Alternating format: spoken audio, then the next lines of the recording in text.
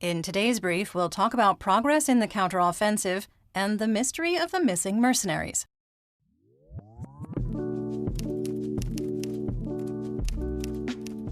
I'm Linnea, and today is Monday, July 3rd, 2023. You're listening to the Ukraine War Brief podcast, where we bring you up to speed on the war in Ukraine in about 20 minutes or less. Let's get started with the news in Ukraine from the front. Natalia Humenyuk, spokesperson for Operational Command South of the Ukrainian Army, reported that heavy fighting continues in the area of the Antonivsky Bridge near Kherson. The spokesperson for Operational Command East, Serhiy Cherevati, reported that Ukrainian forces continue to gradually advance on the flanks of Bakhmut in Donetsk Oblast. He didn't specify the magnitude of the advance, but noted that Russian positions on both the southern and northern flanks are being attacked, and there has been success near Klishchiivka and Kurdyumivka to the south of Bakhmut. The Ukrainian 47th Mechanized Brigade released combat footage confirming that they breached Russian forces' last line of defense outside of Robotine. According to the General Staff of the Armed Forces of Ukraine, on July 1st, nearly 800 Russian soldiers were killed and 100 pieces of Russian equipment were destroyed. Moving on to the home front, Kyiv authorities reported that the city's air defenses shot down all 8 drones launched at the capital overnight on July 2nd. It was the first drone attack on the city in almost 2 weeks. Several people were injured in Russian shelling on a residential area in Kherson yesterday.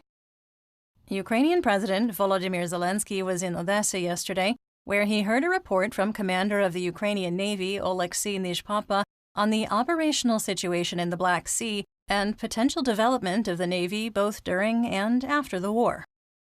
A monument to the victims of the Russian occupation of Bucha was unveiled in the city just outside of Kyiv.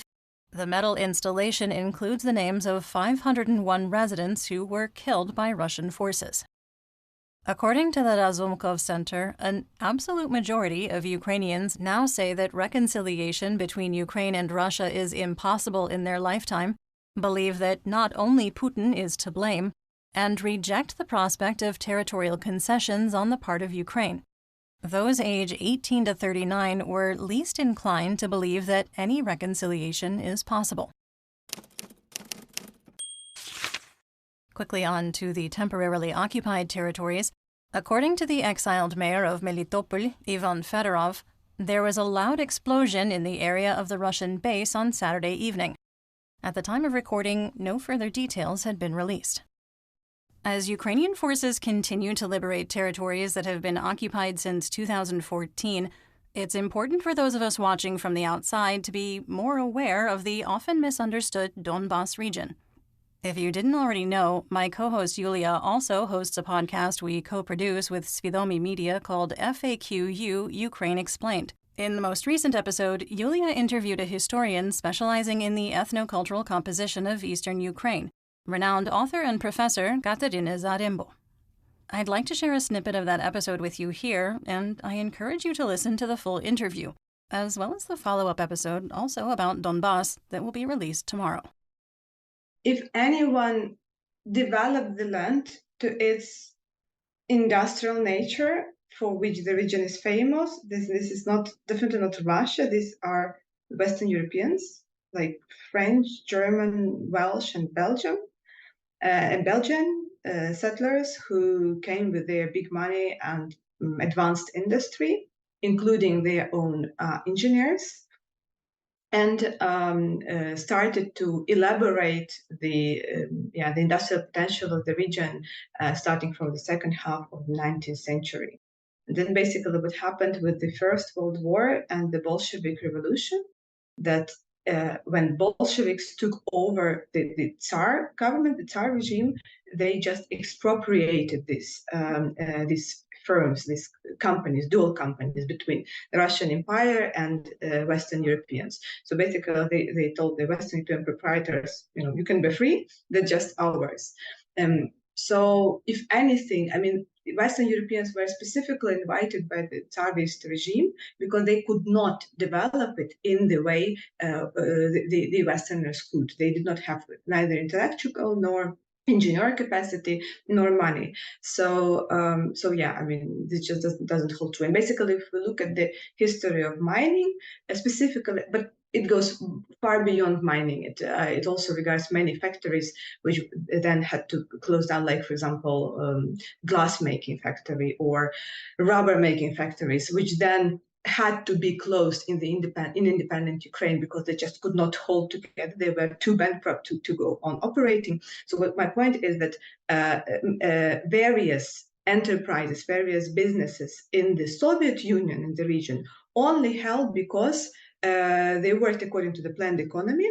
And then in the beginning of independent Ukraine, because of the state dotation, they call it Ukraine, so when state subsidizes unprofitable enterprises. So the golden age of the region's industry was when the Western Europeans contributed to it or started it.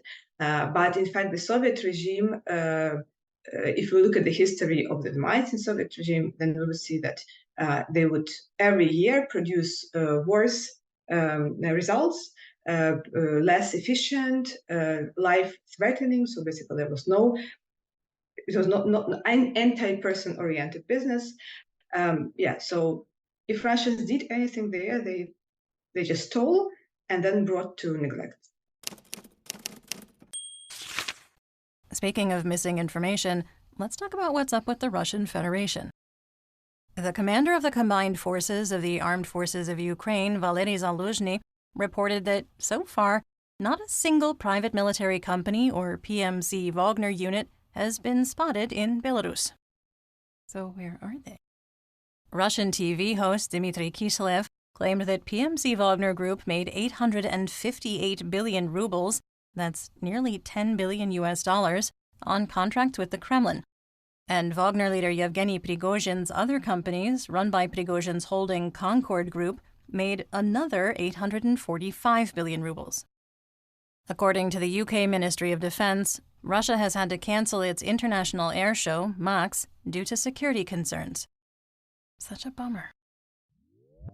Before we move on to European news, if you're enjoying the episode, please rate us and leave a review on whatever podcast platform you're listening on.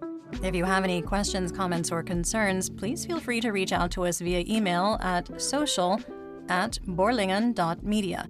That's BORLINGON.media. But moving on to Europe. Ukrainian Minister of Foreign Affairs Dmytro Kuleba had a strong reaction to Hungarian Prime Minister Viktor Orbán's statement last week that Ukraine is no longer a sovereign state, saying, quote, "I'm tired of refuting all these ridiculous arguments. It's all just blah, blah, blah," end quote.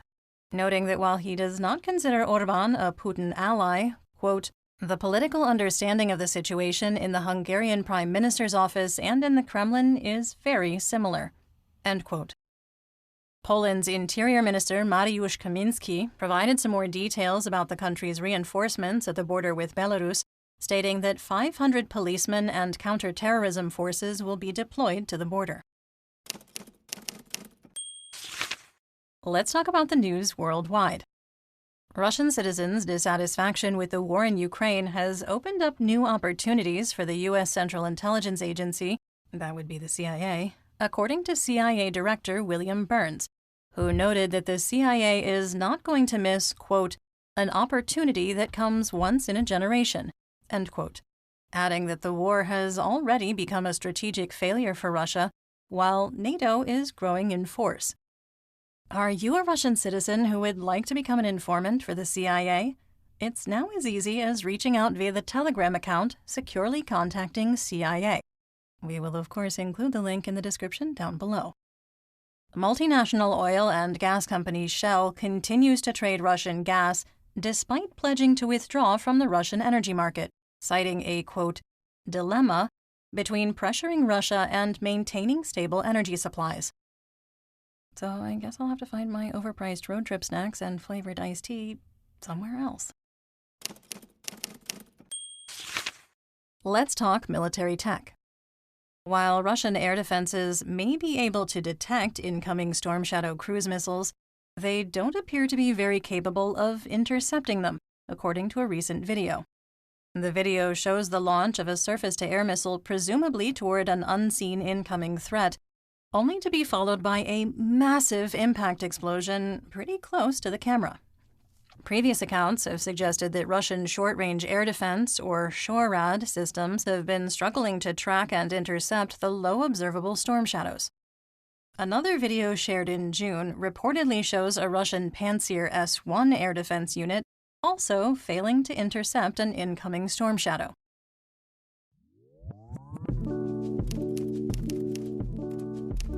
That's the actually incredibly brief for today. Remember to check your sources and don't fall for propaganda. Join us on YouTube and TikTok for more Ukraine content and live news reports, and please consider supporting our work on Patreon. You'll find the links in the description. We'll be back tomorrow with more updates. Until then, stay safe, everyone.